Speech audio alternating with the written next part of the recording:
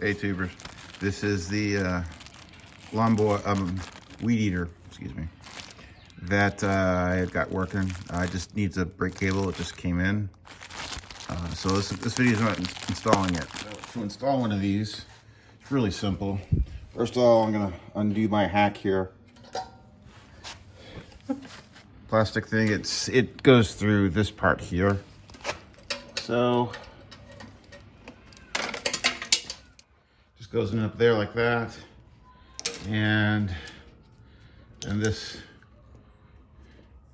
thing just snaps in there. After I installed this, I couldn't get the thing to turn off.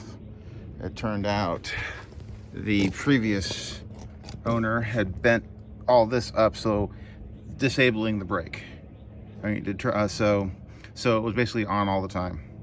So what I have done here is I've bent this all back so that when you let go of the handlebars, these two will touch, and there that grounds out the coil.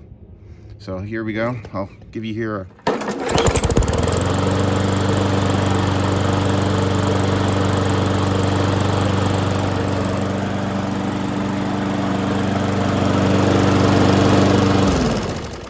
this will be the last look at this one.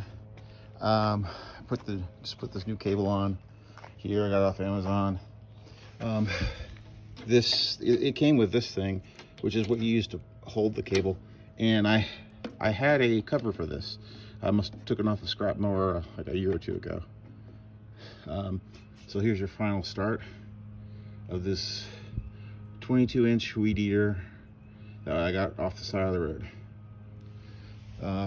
New pull cord, changed oil, replaced the gas tank with a used one, cleaned out the carburetor and put a new primer in, and sharpened the blade, and serviced the air filter. So this is your final start here.